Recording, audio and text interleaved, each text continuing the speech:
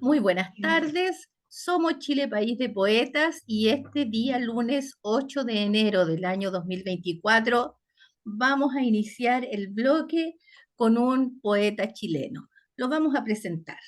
Hernán Narbona Vélez es administrador público y periodista, pero por sobre todo poeta y porteño, porque nació en Valparaíso.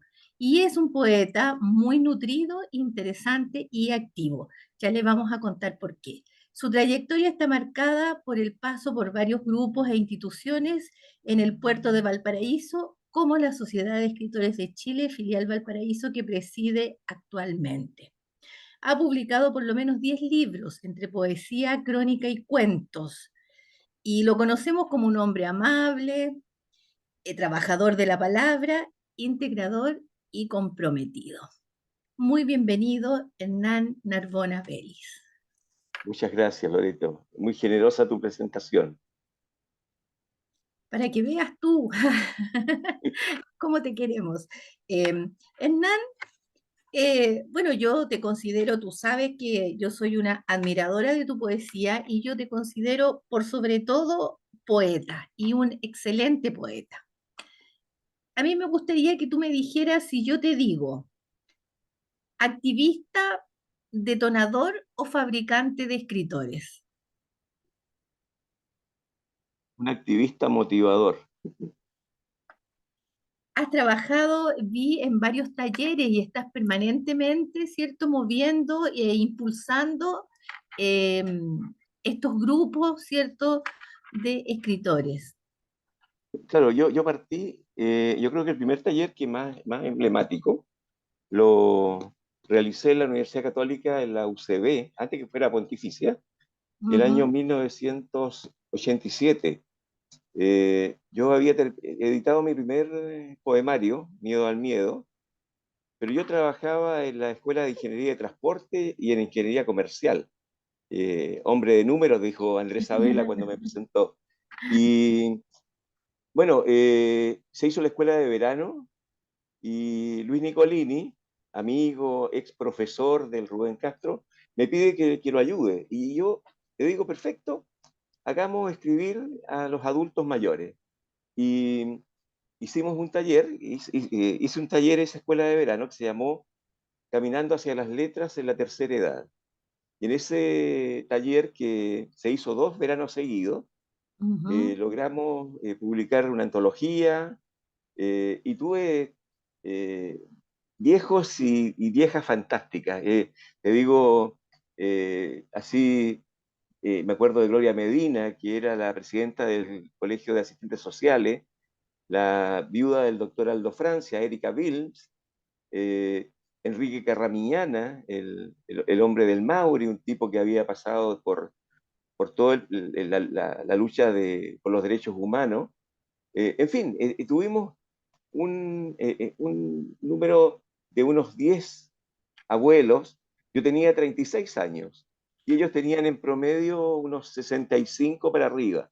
Entonces, fue una experiencia hermosísima que yo creo que de ahí ya empecé a sembrar el tema de escribir en distintos lados.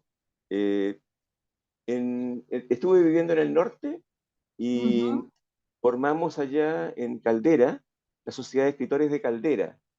Eh, en el Servicio Nacional de Aduanas creé el taller literario Azul en homenaje a Rubén Darío, que fue un colega aduanero. En fin, ujú, entonces, y ahora en la última etapa, a raíz del confinamiento, fue cuando desarrollé el taller Recreo Escribe, que publicó 3 antologías. Y después ya con los pantalones ya largos de todos esos escritores, refundamos la filial Valparaíso de la Sociedad de Escritores de Chile, que estaba casi 10 años sin funcionar, ¿ya? ujú. Entonces, eh, y ahora las personas que partieron siendo antologados, ya muchos ya han llegado a su libro individual. Entonces, eso es por eso decía, activista motivador. O sea, yo en los talleres no soy literato de partida, ¿ya? Yo nunca me he dejado entrampar, por lo menos en las métricas, en las estructuras, sino que he sido más bien un disidente y un versista libre, ¿ya? Yo, en ese sentido, eso es lo que yo inculco. La poesía está en todas partes y hay que recogerla, es como salir a recoger flores. Sí. Oye, Hernán, sí, las preguntas van por ahí, porque bueno, antes que nada, ¿te gustaría presentarte con un poema? Eh, Mira, claro que sí, porque hay poemas que a uno lo marcan, ¿Mm? eh, y este poema, que se llama Resistencia, es como digamos, la visión premonitoria del poeta, del hombre de la cultura, frente al poder, ¿ya? Este está escrito a fines de los 80. Está en el libro Erosidio, Amática contra el Desamor, del año 88, antes del plebiscito, ¿ya? Eh, Ya. y dice así: Resistencia, alerta poesía, resistamos. Entramos a la era tecnotrónica. Herodes se ha vestido de pragmático. El poder nos manipula hasta el cansancio. Desquiciemos su torpe cibernética. Arruinemos sus tácticas esdrújulas. Entra silbando irrespetuosa, que salten sus fusibles infernales. Dibuja camanchacas de abedules. Conjuga bramante el verbo océano. Esparce por pantallas y satélites de tu canto astillas encarnadas. Enloquécelos con tu cuerpo vital, encarámate en grito, lamento o carcajada, rescata las corolas y la melancolía, exorciza fantasmas de nardo, raya murallas, se consigna del alma que no nos tecnifique la nostalgia. Hasta ahí lo dejo. Eh, Bonito, bonito texto. Sigue, es un poco más largo, pero quise dejarlo hasta ahí. Esa es y remata así. Desconciértalos, poesía, resistamos, inventemos el día indispensable. O sea, Broche de yo creo oro. que esta es una arenga un poco que refleja mi mirada, digamos que uno es indivisible, o sea, mezcla un poco el trabajo como cientista político, funcionario de Estado, o sea, esa mirada es holística, digamos, no me puedo separar, digamos, ponerme melancólico con los ojos blancos para escribir poesía. Yo sigo mirando el mundo y lo hago a través también de la poesía. Mi siguiente pregunta tiene que ver un poco por eso. El, el, tú te hiciste poeta, digamos, lo leí en tu biografía, muy joven, ¿cierto? Porque ganaste un premio, no sé, te publicaron en una antología infantil y de ahí empezó tu caminar como Claro, escritor. mira, yo tengo que agradecer a la Escuela Normal el Ujú. hecho de que haya producido educadores de la talla de Sergio Escobar, que fue contemporáneo, compañero de curso de Alfonso Larraona. Sergio Escobar llegó a mi escuela pública, Escuela de Cerro, Escuela 77, Manuel Rodríguez, cuando yo tenía 9 años. Yo estaba en el quinto de preparatoria y él organiza con los niños de mi curso, éramos Ujú. alrededor de 10 los que entramos al taller, un taller infantil de poesía, y nos va llevando, digamos, a descubrir la poesía. Y después de 2 años publica este libro que se llama Ventanario, Cristal y Luz del Niño, que es una antología que marcó ese tiempo, digamos, de infancia, porque de ahí en el colegio después seguí escribiendo y ahí me entrevistaron en La Estrella, como a los 13 años, escribí un poema a la madre, me gané un premio, o sea, de ahí ya como que ya estaba instalado ya el bichito y ya no te soltó ya, digamos, y seguí escribiendo siempre. Sí, Es un poco. eso era lo que yo quería saber, si acaso el, porque uno a veces, ¿cierto? Con los niños, lo hablo como profesora, a veces uno con los niños descubre, ¿cierto? Estas joyitas que son niños que les gusta escribir, sin embargo, escriben una o dos cosas y después se desentienden de eso, como que no les interesa. Sin embargo, tú persististe en este oficio, ¿ah? y fuiste creciendo y te fuiste encantando a lo mejor con él, y fue por la motivación, por... Claro, mira, yo creo que también aquí hay que rendir homenaje a los buenos profesores. Yo tuve un profesor jefe, Héctor Ujú, Elías Utillano Otárola, que vive todavía, mi gran amigo, ¿ya? Y él fue mi mentor. Él vio, digamos, el talento, como se llame, digamos, y lo trabajó, lo fomentó, ¿ya? Entonces, te digo, nosotros teníamos un perfil matemático de cierre en el colegio, no éramos, pero teníamos los 3 primeros años de humanidades, eran eminentemente humanísticos y de letras, digamos. ¿Ya? Ahí estaba el francés, el inglés, el castellano, o sea, todo en paralelo. ajá, Y después cuando ya entramos a la universidad, yo entro a la Escuela de Ciencias Políticas, Facultad de Ciencias Sociales de la Universidad de Chile, y lógicamente con un perfil muy político y jurídico. Entonces, pero yo en la universidad fundé la escuela de la universidad, la revista, perdón, fundé la revista de mi escuela y ahí escribíamos poesía, hacíamos periodismo, o sea, o sea, el tema es que uno siempre va buscando hacer esto que le gusta ujú. y me resultó, pues, o sea, fuimos creciendo y después ya viene el periodo de mayor inspiración, se da en la parte dura del golpe. Después del golpe, Sí, yo vamos a escribo en llegar Buenos ahí, Aires. vamos a llegar ¿Ya? ahí, vamos a Vamos a llegar ahí. llegar ahí. Sí, sí. Antes de llegar ahí, te quiero preguntar, el, ¿cuál es la misión de la poesía para ti, según tú? Mira, la poesía para mí es un compromiso Ujú, con la ética y con la estética. ¿Ya? O sea, yo pienso que la poesía es el mejor puente comunicacional para llegar al alma de las personas. Cuando tú quieres transmitir emotividad, conmover, remecer, eh, instar a tomar actitudes, tu poesía tiene que ser convincente, pero tiene que ser bella. O sea, tiene que aunar esa magia, digamos, de no ser obvio, evidente, porque eso ya es prosa. Uno cuando escribe ujú, prosa se puede explayar, ¿verdad? Pero la poesía es síntesis, es un mensaje que normalmente hay que ir recortando para que llegar a la esencia. Eso es un poco lo que yo distingo la poesía de la crónica, de la novela o del cuento. ¿Ya? Lógicamente, la poesía también puede ser una narrativa excelente, ¿ya? O sea, eh, pero lógicamente manteniendo la línea de imágenes, las metáforas, eh, la parte y lírica, digamos, del... claro, claro, Ujú, y no caer en explicación. La poesía es verbo y sustantivo.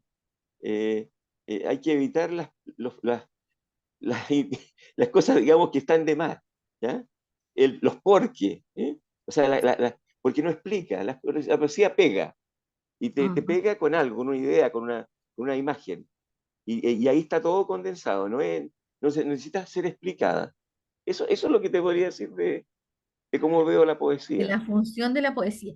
¿Y la función de los poetas es la misma que la de la poesía o es otra? Mira, yo respecto a los poetas, eh, yo tengo una visión bien crítica, ¿ya? Que está en un poema mío del 93 que se llama Poetas en Transición, ¿ya? ¿Ya?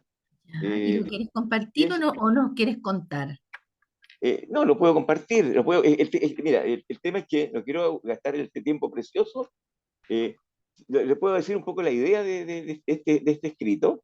Este Como tú quieras.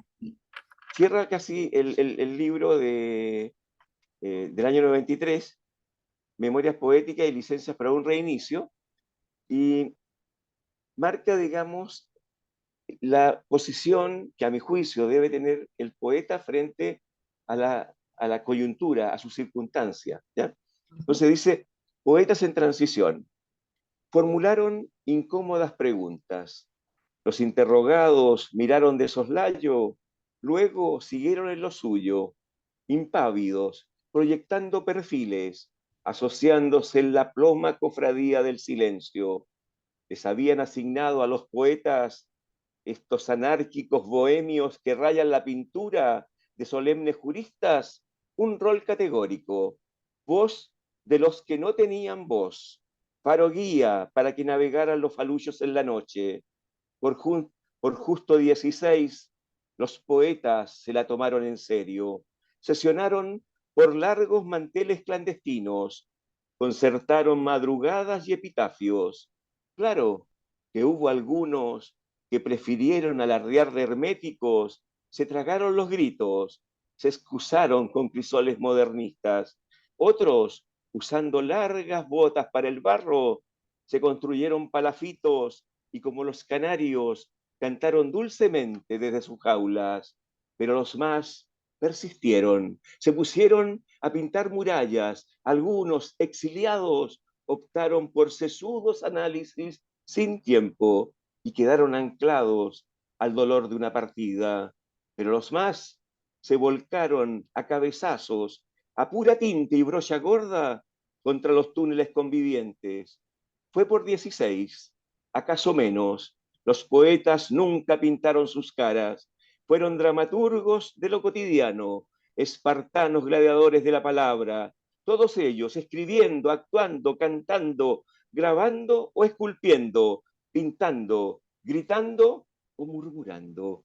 Todos ellos estuvieron a su modo dándose de codazos para ser vanguardistas, pero la mayoría, al fin y al cabo, en la misma línea, se la creyeron.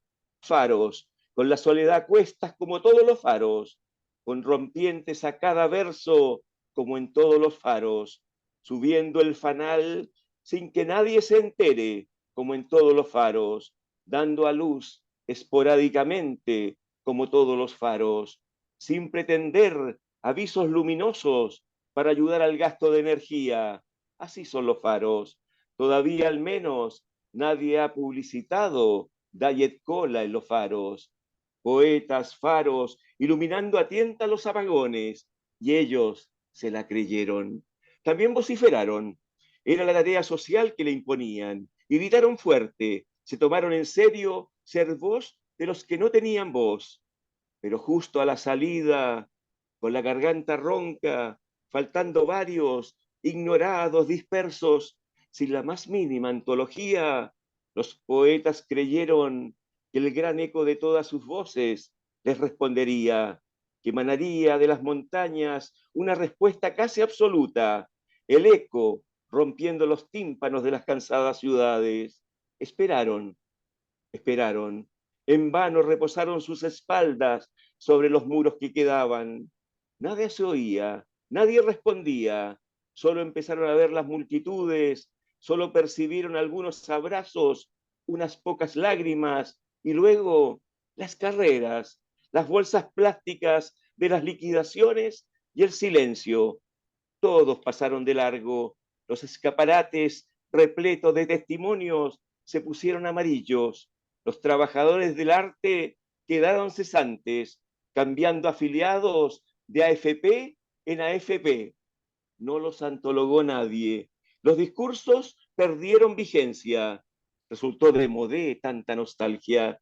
Los silenciosos burócratas de siempre, con su amnésica mirada, archivaron los 16 como si nada. Lástima, lástima que los poetas se la tomaran tan a pecho. Aplausos de Anita María.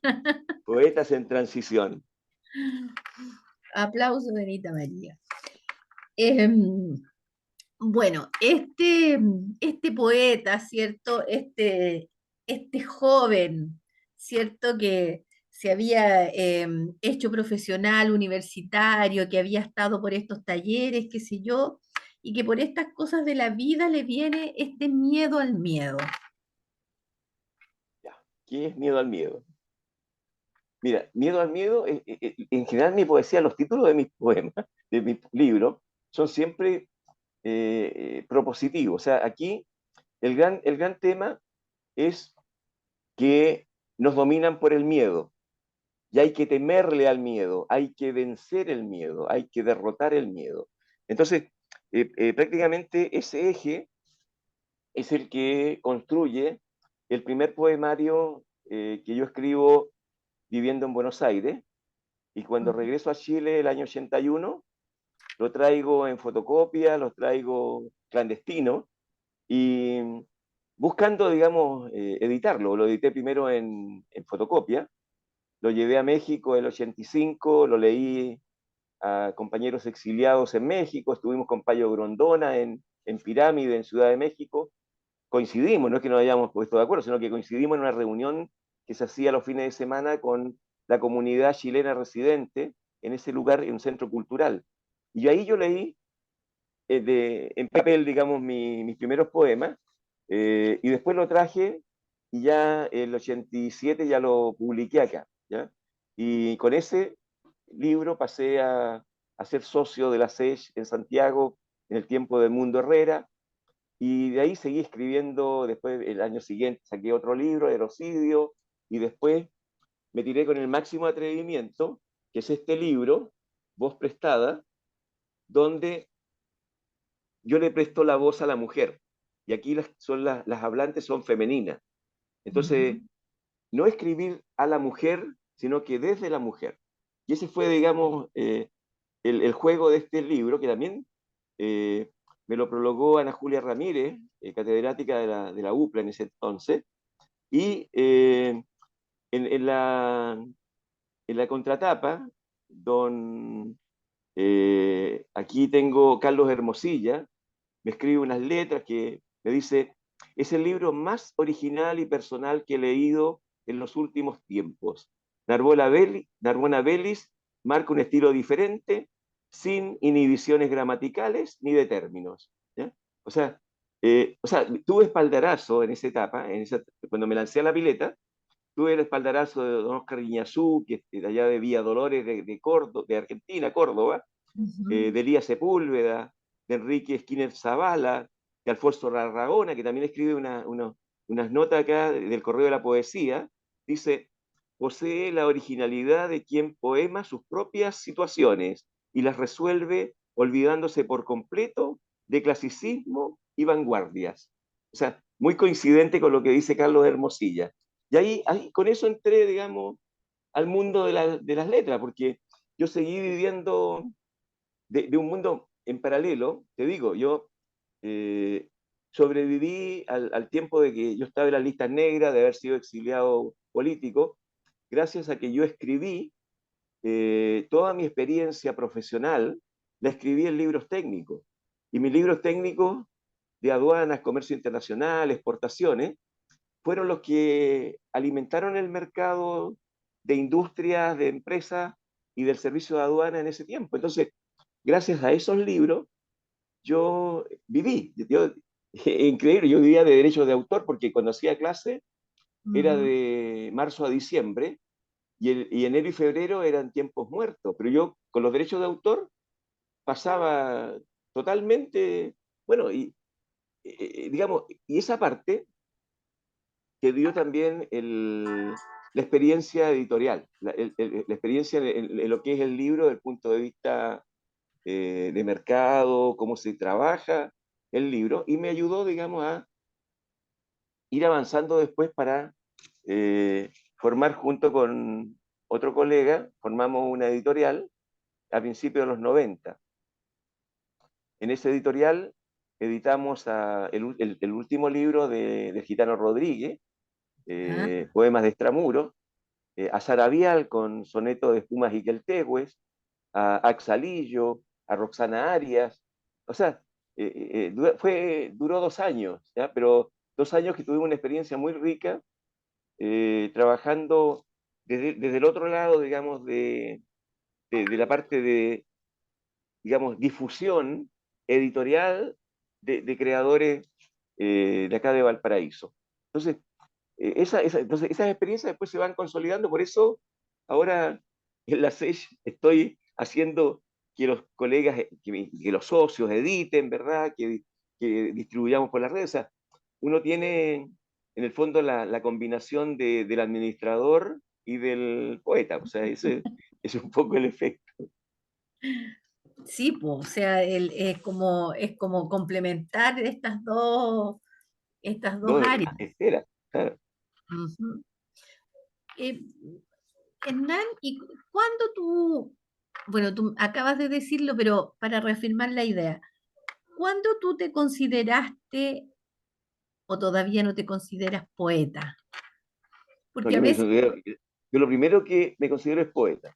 Y yo tengo un lema que dice, eh, por mí habla la poesía. O sea, digamos, digamos, en- yo tengo, o sea, los poemas que yo tengo, por ejemplo, uno clásico que tengo ahora de almuerzo, parte diciendo, declaro esta instancia del amor mi fundamento, rescato el amor de los canastos y aplaudo las vetas sensuales de la Marte. ¿Sí? Y después sigue con todo lo que significa ir al mercado, las frutas, los olores. O sea, entonces, eh, te digo, no es que yo haya en algún momento decir, ah, soy poeta, no, yo escribí siempre y te digo, cuando yo he antologado poesía escrita de ujú, infancia, eh, con la otra, con la escrita de adulto, ujú, nadie se da cuenta, digamos, que esa la escribió un niño y es más mágica que la que he logrado escribir de adulto. Porque el niño es virginal en su mirada, entonces te descubre todo. El hombre adulto ya está deformado por los prejuicios, por su experiencia, por las malas experiencias. Entonces, en ese en el sentido, digamos, miedo y eso le empieza como a claro, coartar. los entornos, claro, o las condiciones de vida. Entonces, en cambio, es pristina la forma, la palabra del niño es pristina, y por eso es auténtica.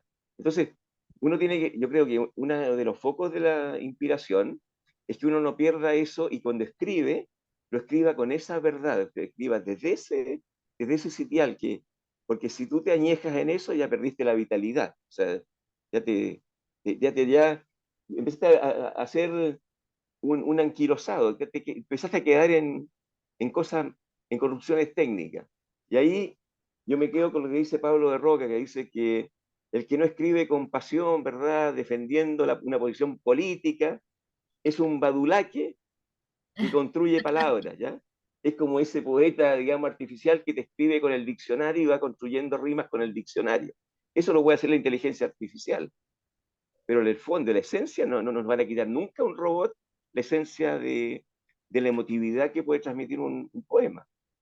Sí, no, pero te preguntaba eso porque a veces uno le pregunta a los escritores, a la persona que escribe poesía, le dice, ¿y tú eres poeta? Entonces no, te dicen, yo no soy poeta, soy un escribiente, un escribidor, un aprendiz, y empiezan como a ¿No? disculparse de... No, yo creo que eso son eufemismos. Uno tiene que ser consciente, claro, digamos, el tema de que la aspiración del escritor es que te lean, ¿ya?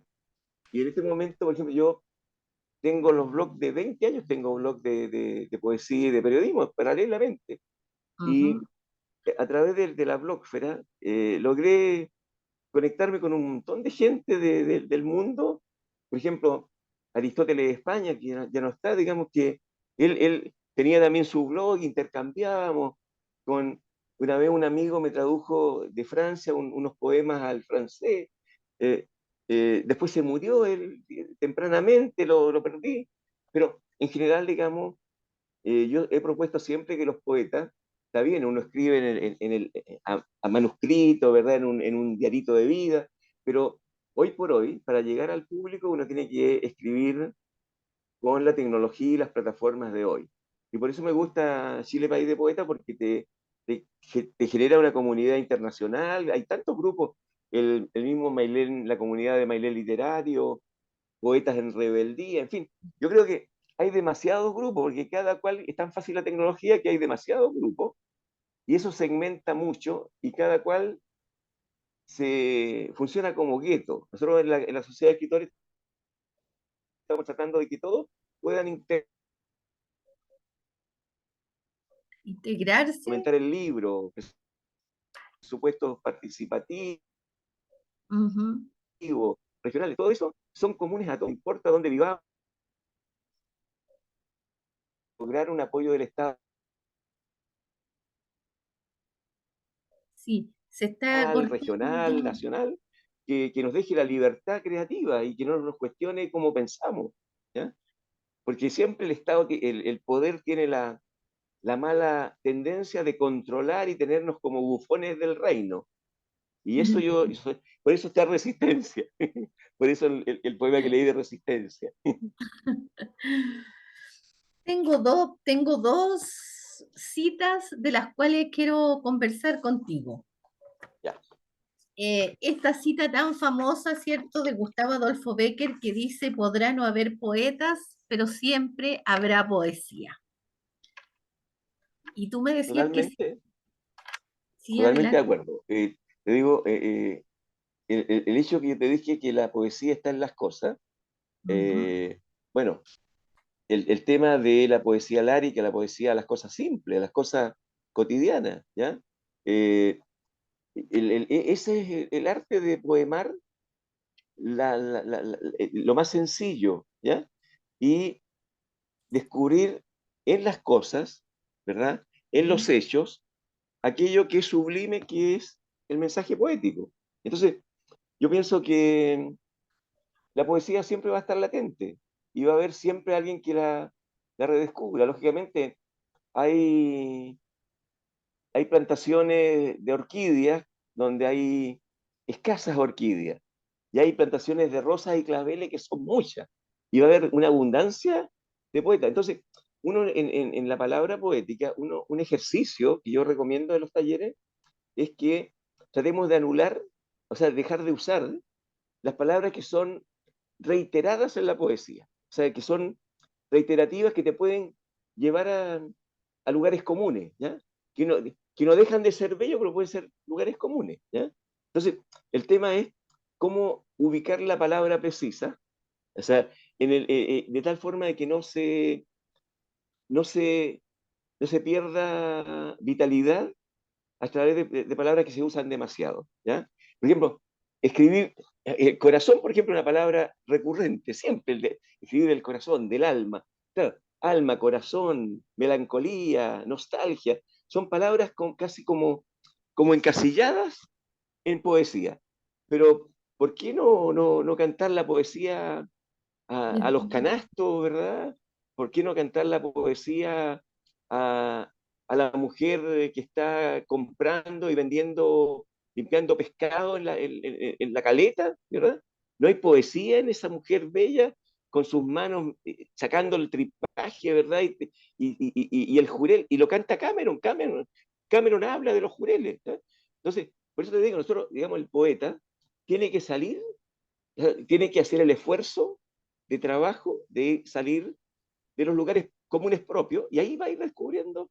Y por eso, bueno, Adolfo Becker es un mago de ir cantando a las cosas y los cuentos hermosos, ¿verdad? Sus fábulas.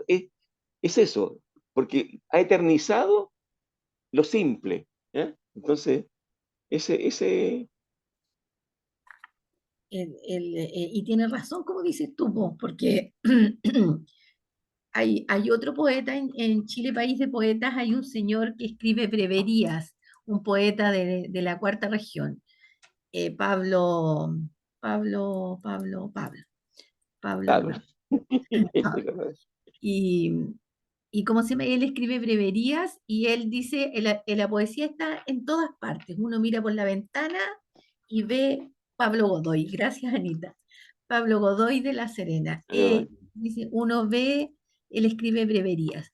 Y, y Pablo siempre dice, la poesía está en todas partes y en todas las cosas. Solo hay que mirarla, encontrarla, porque está en todas partes. Mira, si me dejas, yo tengo en mi libro esbozo, Ujú. tengo una parte que se llama, estos son microrelatos y micropoemas. ¿ya? Está pensado como eh, poemas que surgen en un tweet, en una cantidad mínima de caracteres que tú lo leas de un sopetón, digamos, lo lees, vas en la micro, abres el libro y en alguna parte te llega la historia, ¿ya? Ujú. Por ejemplo, dice propósito. Los sueños son propósitos que deja un ángel sobre tu almohada para dar sentido a tu respirar. Y si te haces cargo de ellos, lograr ser feliz. Tiempos de cine. Sí, Concluyo sí. mi sueño en Tecnicolor y con un happy end, en la matinal del Teatro Metro, donde te di el primer beso. Así, cortito, ¿ya? Eh, Son como breverías también. es que son esbozos, son poemas breves. O sea, Ujú, ahora le pusieron el nombre de Beberías, está bien, pero los poemas breves son. eh, ujú. y digamos, hay asuntos cómicos, ¿verdad? Microcuentos, ¿ya? El cuentacuentos, por ejemplo. Junto al brasero, sus historias de terror eran fascinantes. Sigue contándolas hoy en el viento ululante del Camposanto.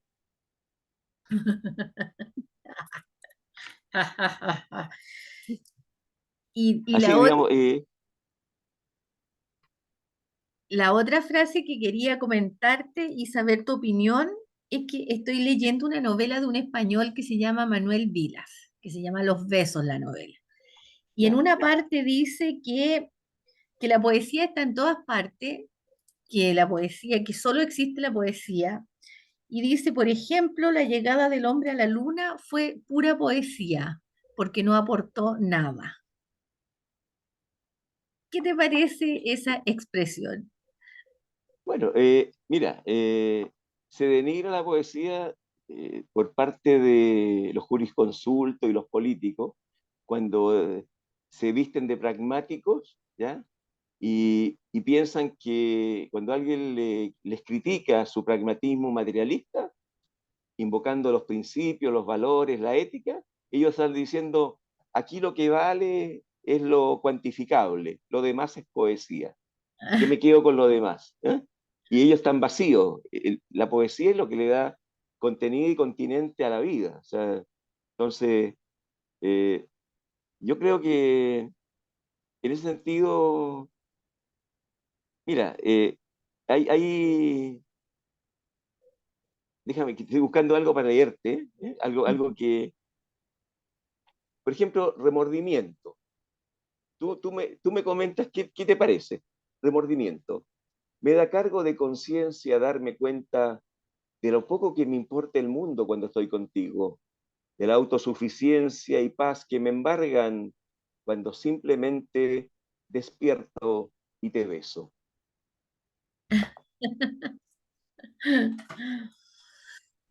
Eso Mm, no sé si está clasificado como microrelato, como micropoema, pero es algo que transmite una emoción. Eh, para mí es poesía, ¿ah? ¿Mm? No, por eso digo, eh, Para mí es pura poesía. Y yo como soy libre versista y defensora acérrima de la libertad,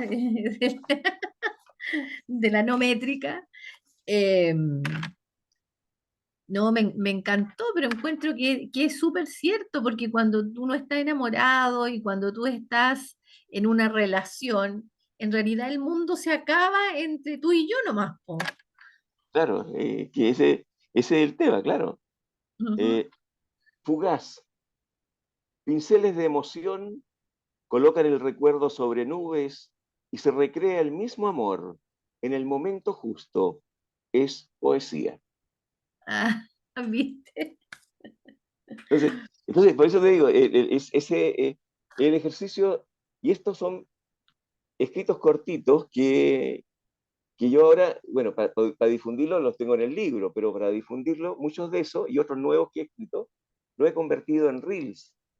Entonces, en reels que son lecturas con un Ujú. fondo musical, ¿ya? O video short que está en YouTube. O sea, ese es el otro desafío que yo le planteo a los colegas escritores. Tienen que subirse para poder salvar la brecha generacional de los escritores maduros con los jóvenes, tenemos que usar las plataformas que ellos usan. Tenemos que llegar a que nos lean en los celulares, que nos lean en TikTok, que nos lean en su Instagram. Entonces, en ese sentido, claro, hay poetas valiosísimos, pero que se quedaron un poco pegados en el papel o en la máquina de escribir, y ahí una labor gremial que uno tiene que tener con los colegas es ayudarlos a que se suban y que son amigables, son plataformas que yo esto lo practiqué durante la pandemia, durante el confinamiento, las plataformas de Zoom, de Meet, de Teams, fueron valiosísimas y mucha gente con necesidad de conversar con los nietos y conversar, digamos, celebrar los cumpleaños de sus seres queridos sin poder abrazarlos, aprendió esta plataforma y se difundió muchísimo. Entonces, el paso siguiente es que un sobrino, un hijo, alguien le ayude a que eso Así mismo se mismo. convierta en un... Y eso, mira, uno se da por satisfecho. Yo de repente hago un reel con un poema cortito de esto y me avisa, lo felicitamos, siga concursando, ya tiene 100 veces, 100. Entonces digo yo, 100 personas, antes para sacar un libro, el máximo de edición, 500 ejemplares, y te demorabas porque había todo ese ciclo de llegar al libro. Y en este momento uno escribe, y si le hace algo que es asertivo, digamos, que llega emotivamente, que es muy preciso en lo que quiere transmitir, de repente se viraliza y tú no sabes dónde va a parar. O sea, ¿te fijas? Entonces, La eso magia de, esa es la es magia maravilloso. de estas plataformas, que de repente te llega un comentario de México, de España. Claro.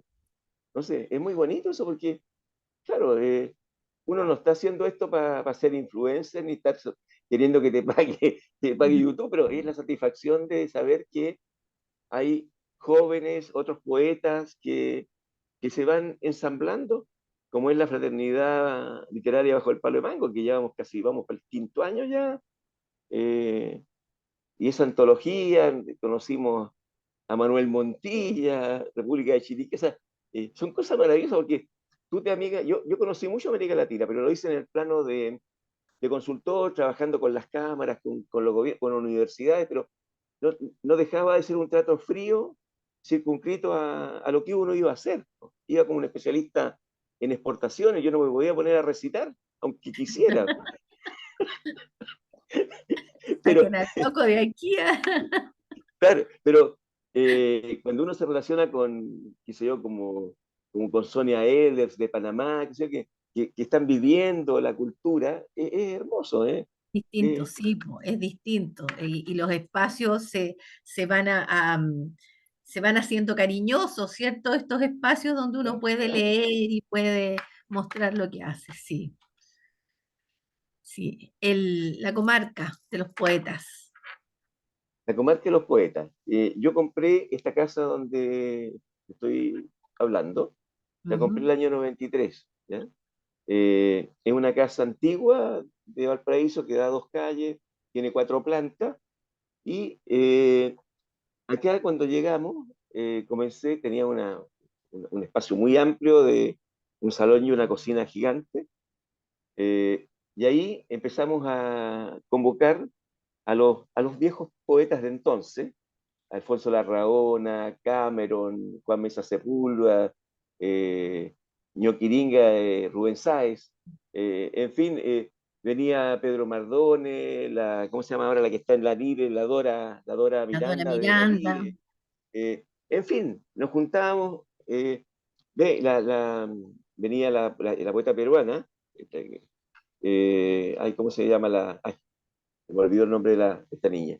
Después me acordaré. Y aquí hacíamos tertulia, poníamos dos palets, de esos palets Ya. le poníamos una alfombra encima y creábamos una especie de tarima pequeñita, pero donde le poníamos dos sillares y dos personas subían a leer, ¿ya? Y íbamos haciendo los primeros videos, mi hijo, en una cámara chiquitita que tenía yo que usaba en mi viaje, hizo los primeros videos. Y estuvo Lalo Morri, Olguita Morri, o sea, eh, Jaime Contreras Páez, Miriam, en fin, realmente se llenaba y compartíamos un vaso de vino, una empanada, pero era una tertulia, ponle tú, de 6 de la tarde hasta 10 de la noche, que nos juntábamos acá. Y se generó el nombre, Comarca de los Poetas. Y después ya lo registré en el Ministerio de Cultura como un colectivo cultural, y Ujú. eso duró hasta el 2006, porque después de ahí yo me gané un concurso y me fui a vivir a Chañaral por el servicio de aduana, fui de administrador. Entonces, allá seguí haciendo poesía, pero allá fundamos en Caldera la Sociedad de Escritores de Caldera, la SECAL, ¿ya? Y trabajamos con la Universidad de Atacama, que tiene una casa museo ahí frente a la bahía, a Caldera, y ahí hacíamos los grandes recitales del Día de los Enamorados, y sacábamos como separadores de libros con Ujú. poemas breves, sacábamos por cientos de eso, lo hacíamos con todos los poemas breves, y los repartíamos el día de los Ujú. enamorados, el día de San Valentín. Y leíamos los poetas ahí, la universidad nos ponía micrófono, altoparlante, y era un crepúsculo romántico con poesía, y todo el mundo se llevaba su souvenir de una... Y eso lo hacía Andrés Abela en Antofagasta también. Andrés Abela me prologó mi segundo libro, ¿ya? Por eso lo quiero tanto. Ujú. Y cada vez que iba a Antofagasta, yo siempre pasaba a la casa de él en Antofagasta, al museo que tiene una fundación de Andrés Abela, pero él era innovador, pues él se subía a las terrazas de los edificios y de ahí tiraba la poesía así en papelito, po. Hacía llover poesía, Ay, qué simpático.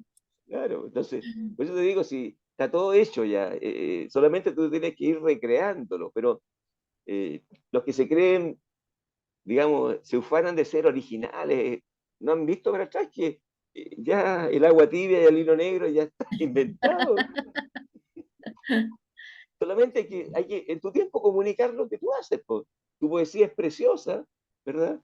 Eh, y, y- y lo lindo es que va a leerse en las escuelas y lo van a leer los profesores castellanos y van a decir la poetisa, ¿verdad? María Loreto Zamora. O sea, y eso es lindo, que te lean en los liceos y que quede en una biblioteca tu libro, ya para mí es la plena satisfacción como legado, porque uno puede dejar. No sé qué te parece a ti ese. A mí me parece fantástico, pero quiero detenerme ahí porque tú has trabajado con escritores adultos y los niños. Yo con niños. Quiero saber cómo ves tú cómo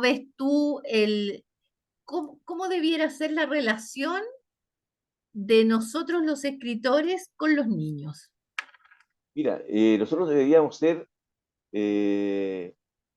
monitores de fantasía, incentivarles toda la fantasía que tienen los niños. Eh, Te digo, no ser esos profesores que te quieran enmarcar en escribir con la mano derecha, ¿ya? O que te quieren encuadrar en que la vaca es de café con leche, ¿ya? Eh, esto a propósito de que yo una vez pinté en kindergarten, pinté una vaca naranja, ¿ya? Y me llamaron la atención porque las vacas no eran naranjas.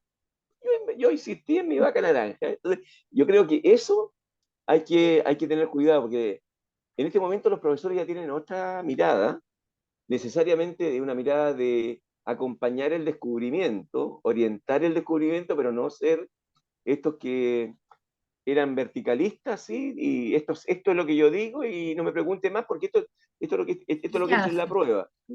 Claro, claro, y así se hace porque yo lo digo. Sí, claro. pero sembrar poesía, como decimos nosotros en Chile, país de poetas, ¿cierto? Sembrar poesía, ir a la escuela, ir, qué sé yo, al jardín infantil y Bueno, sembrar poesía. yo te dije, yo soy el producto de una Ujú. impronta poética que la Rabona de 92 años la ha mantenido. Digo, la Rabona en la escuela Barros Luco le hizo clases de poesía a mi señora y la Ah, hizo escribir, digamos, y mantiene un, una cartillita que de ese curso donde están los niños con sus poemas. Y se guarda con mucho orgullo, porque, y eso, lógicamente, en el semillero, claro, tú haces un almácigo. Algunos te van a salir plantas poderosas, potentes, ¿verdad? Algunas se secarán en el camino, pero esa es la labor del sembrador, pues. Ujú, exactamente. Sí, po. Y la función de la poesía, como decías tú, no, sí me encantó. Yo sabía que tenía que entrevistarte, Hernán. Y la Sociedad de Escritores de Valparaíso, vamos ahí. Sociedad de Escritores de Valparaíso. Cuando partimos la, los estatutos de la Sociedad de Escritores señalan que el ingresar a la Sociedad de Escritores necesita tener libro publicado o haber sido antologado. Eh, Todos los escritores que se inscribieron en la Sociedad de Escritores de Valparaíso, de filial Valparaíso, cumplían con los requisitos. Yo reactivé mi membresía del año 86 Ujú, y, bueno, yo estaba en CES Sin Frontera, donde lamentablemente era una demasiada informalidad porque nunca nos tramitaron carnet de socio formal. Entonces, pero aquí lo primero que yo hice fue a todo el mundo tramitarle su pertenencia regular, digamos, y llegamos a ser, bueno, estaba de los antiguos, estaba Emilio Neira, Juan Cameron, se incorporó Jorge Cepeda también, que venía del círculo, de ser presidente del Círculo de Escritores de Viña del Mar, ujú, eh, y formalizamos la filial. eh, Hicimos una ceremonia en el Club Alemán, vino David como presidente y partimos. Y nuestra impronta fue, primero que nada, sumarnos a las celebraciones de los 150 años de la Severín. Y lo hicimos en plenitud, digamos, trabajamos todo el año con la Severín y se convirtió prácticamente en el alma mater de la poesía porque ahí hicimos los talleres, la parte presencial de los talleres, la hicimos ahí, ujú, hicimos juegos florales, el amor por Valparaíso en el Día de los Enamorados, el Día de San Valentín. Allí íbamos a terminar los últimos juegos florales por la paz, la integración de los pueblos, que lo hicimos con Palmira Ramos de Mailén. ujú, Ahí fue muy importante porque trabajamos el tema de la voz de la poesía, de los poetas, los escritores, los cantautores, frente al genocidio. Repudiamos el genocidio sobre Palestina y publicamos una antología ahí, sacamos una antología. Entonces, prácticamente en la sociedad de escritores nos sumamos con mucha vehemencia y con mucho rigor a la conmemoración de los 50 años del golpe de Estado. Allí yo hice un taller de 4 meses con 20 sobrevivientes a través de Zoom y ujú. logramos este libro que realmente nos enorgullece porque 100% producido, editado, revisado y distribuido por nosotros, ¿ya? Con cero aporte de nadie, ¿ya? O sea, digamos, solamente un patrocinio moral del Instituto de Derechos Humanos que nos acompañó en la presentación y nos ayudó a hacer el afiche. La- Este, eh, este libro es muy relevante porque no es un libro con una posición política predeterminada que quiera encasillar a las personas que hablan, sino que está escrito desde la emotividad, desde las vivencias. Entonces, se construye una verdad polifónica, como un coro, que Ujú. resulta un coro armónico cuando uno va leyendo los momentos en paralelo que van viviendo. Dos preguntas hice en el taller yo. ¿Dónde estabas tú entre el 10 y el 11 de septiembre? ¿Ya? ¿Quién eras tú en ese momento? ¿Ya? Y después la segunda pregunta, ¿cómo te impactó a ti el golpe de Estado y la dictadura?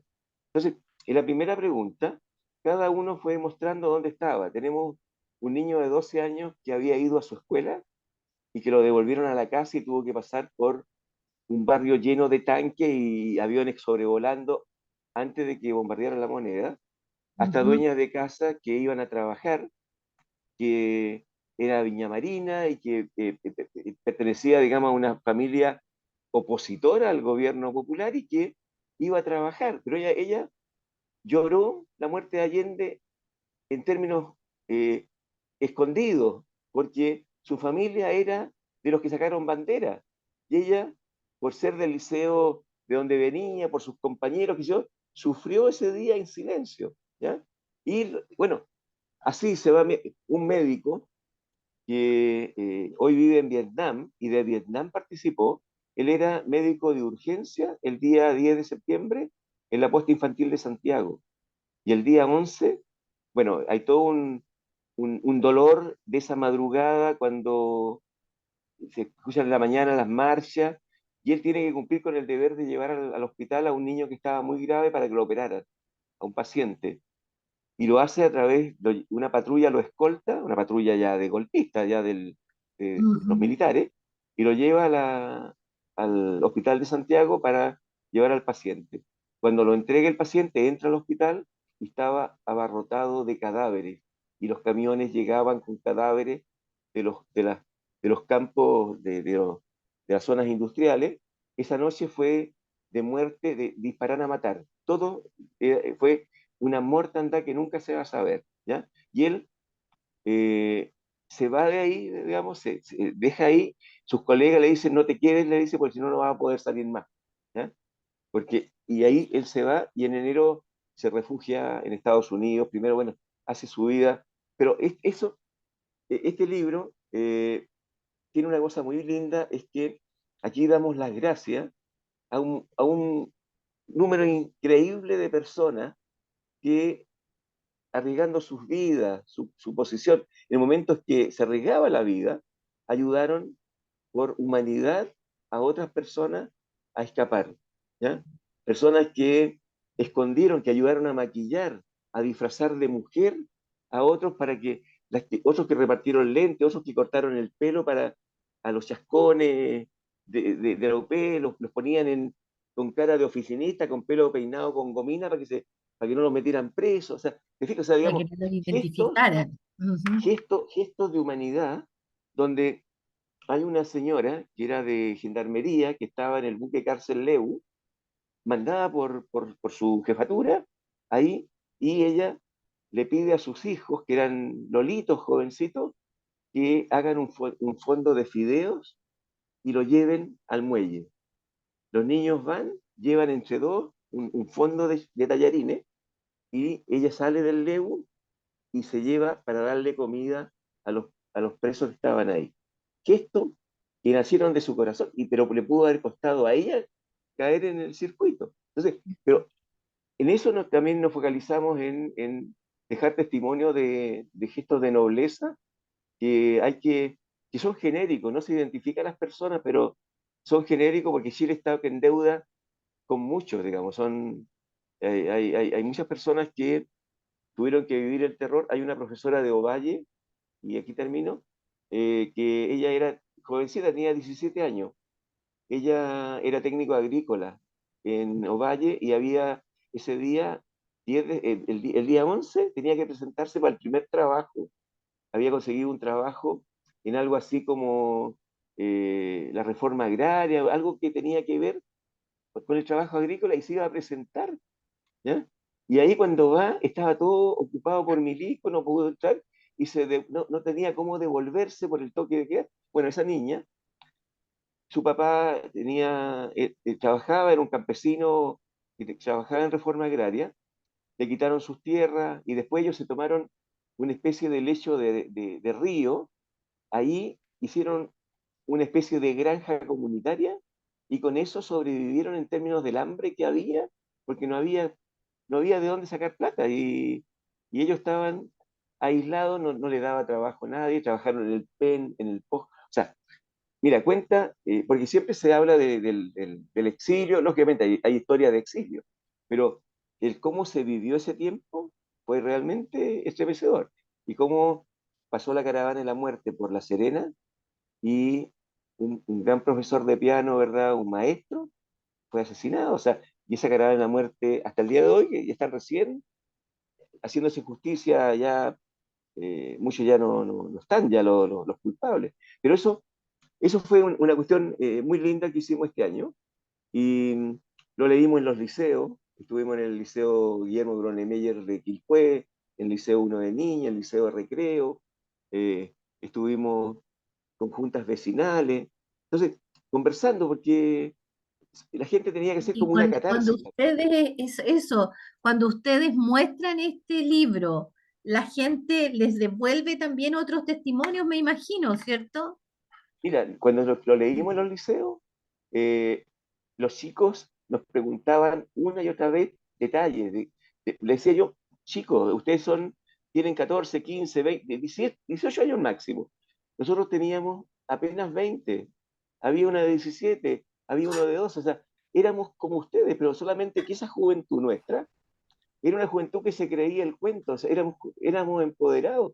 Nosotros asumimos cargos, asumimos labores. Yo fui, y aquí lo cuento, yo fui con pasaporte oficial representante del gobierno popular en un congreso para traer turismo receptivo a Chile. Nosotros hicimos los albergues juveniles en todo Chile. Y éramos jóvenes yo tenía 23 años para el golpe, me había recibido a los 20, tenía 3 años de profesión recién. Y mis compañeros, una arquitecta que, la María Eugenia Bercha, tenía 25. Estaba recién, o sea, éramos jovencitos, pero esos jóvenes se Prometido. multiplicaban porque éramos muy activos. Y éramos activos desde que estábamos a los 17 años en la universidad. Nos había tocado la Reforma, los Beatles, los Jaivas, o sea, todo ese mundo del canto Se nuevo. confabuló, sí, se Te digo, confabuló yo fui todo eso. contemporáneo de Gitano Rodríguez, de Payo, en la Peña de Arquitectura. Nosotros, cada uno en su escuela, pero éramos contemporáneos, nos conocimos en la reforma universitaria del 67-68. Entonces, por eso te digo, es como si los 1000 días fueron un siglo de cosas que se pudo hacer. Y lo que más se echa de menos también aquí, y lo dice David en su prólogo, porque él también lo prologa, yo Ujú. escribo la segunda presentación. David recuerda Quimantú, ¿ya? Cómo, digamos, los derechos humanos se violaron con la quema de libros. Lo más ignominioso fue cuando los milicos quemaban los libros. Y la brutalidad de quemar, por ejemplo, qué sé yo, quemaban los libros del cubismo de Picasso porque pensaban que era de Cuba. ¿Eh? Y a Cuba de Oro le cambiaron el nombre al pueblo de Inca de Oro porque nada que sonara Cuba, y la Cuba era el tiesto de la Cuba del Pirquinero. Pero es que todas esas cosas, mira, yo creo que Chile tuvo un gran sentido de humor, hay mucho humor en el fondo aquí, mucha ironía y el... La idiosincrasia que se sale a pesar de toda la tragedia. Exacto, yo te digo, el miedo al miedo, yo tengo las impertinencias, que yo te puedo leer una impertinencia, ¿ya? Las impertinencias, déjame buscarlas, te voy a leer unas impertinencias de ese tiempo. Déjame ver Ya. dónde están por aquí. Que, aquí está, mira, eh, 175. Eh, Estas son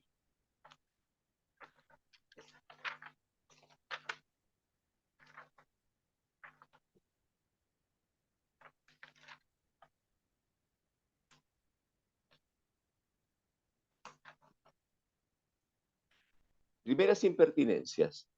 ¿Por qué culpamos a las oportunidades si somos deshonestos? ¿Quién, enco ¿Quién encontró trabajo hoy? ¿Quién más se acostumbró a no tenerlo? ¿Alguien fue solidario por decreto? ¿Alguien empeñó hoy su escapulario? ¿Por qué? Después de darte la mano me cuento los dedos. ¿Y mi ingreso per cápita? ¿En qué ventanilla del infierno haremos cola?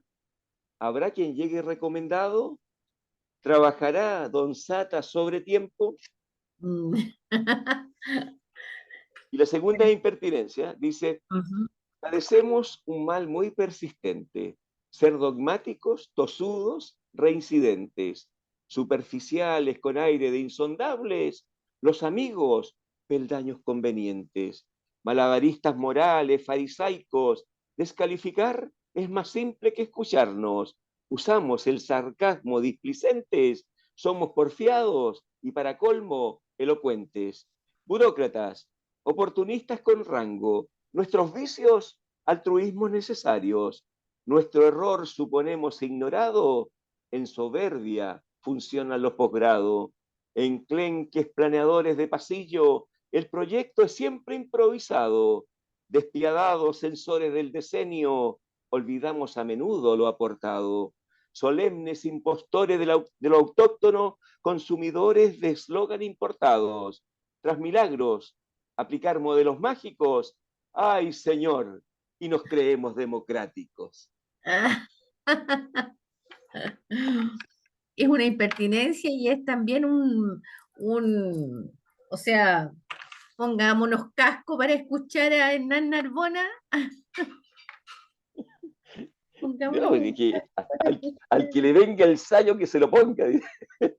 Así es, pues. Así Oye, es. Hernán, lamentablemente el tiempo siempre nos juega malas pasadas, sobre todo cuando la entrevista es entretenida e interesante. Y solamente decirte que ha sido un tremendo gusto conversar contigo. Y antes de Gracias. despedirnos, me gustaría que tú me dijeras qué viene para Hernán Narbona de ahora en adelante. Mira, yo estoy trabajando una novela que pienso que puede ser una novela, una última novela de toda esta etapa. Eh, Ojalá que pueda salir durante este año o el siguiente.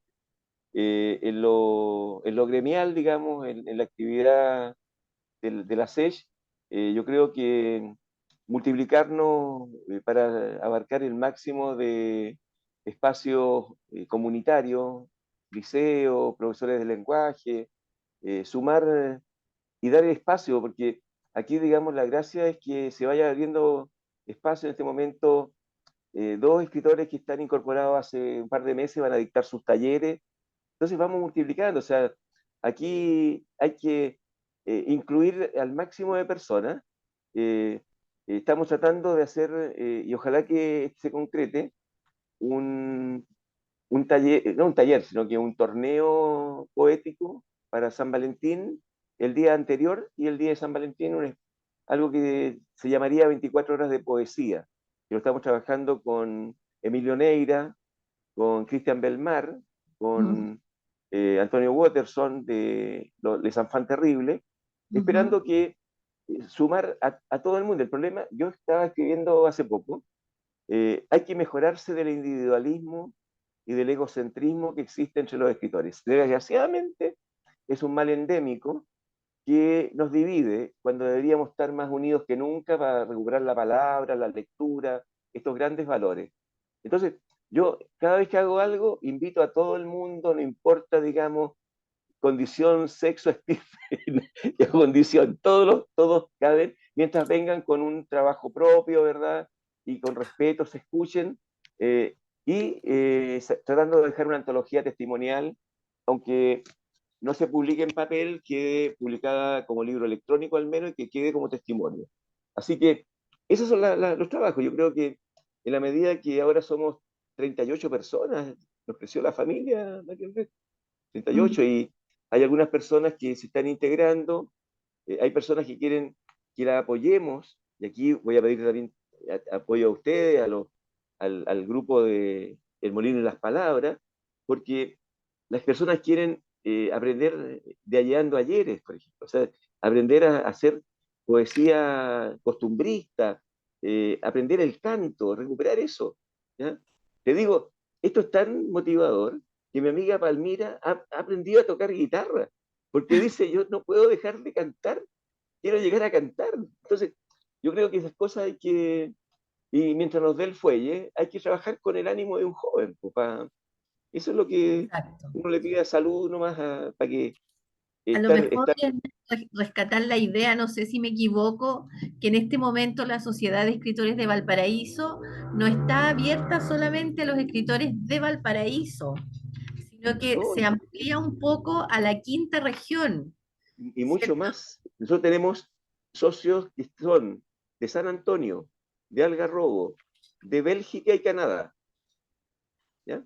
O sea, una Porque ellos quinta están, región bastante y, amplia. claro, o sea, mira, no nos llamamos no nos vemos sin frontera porque hay unos colegas que se llaman así, pero nosotros digamos, el espacio poético no tiene por qué limitarse, ¿ya? Y las personas, a través de estas tecnologías maravillosas, se pueden integrar, ¿ya? Y pueden participar, y pueden incluso ser monitores de talleres desde el exterior, o pueden comentar el libro de alguien de la Ligua, que lo comente alguien en Canadá. Dime si no es bonito que alguien de allá escriba Un una comentario, una mención, reseña, sí. una reseña, una opinión. Eso es multiplicar, pues eso es sumar. Así que, por eso te digo, la SES está también, y lo otro de la SES es que estamos trabajando los nuevos estatutos y esperamos que los terminemos, se lleve a una asamblea y que esto nos permita recrearnos también para que entre sabia joven a la SES. Porque los promedios de edad son muy elevados y una institución sin juventud. Puro espíritu Lo nomás, único que, puro lo espíritu. único que nos gusta es que tenemos el socio más joven de Chile, que tiene 15 años, Gaspar Acuña, de Villa Alemana, que escribió la novela Descubrimiento de Chocolate, una novela imaginativa genial, está en la Feria del Libro, así que, y Gaspar está permitiéndonos que cuando vamos a los liceos, los escritores, vamos los setentones, pero vamos con un quinceañero que demuestra que no hay, digamos, brecha, sino que cuando hay poesía, todos nos entendemos.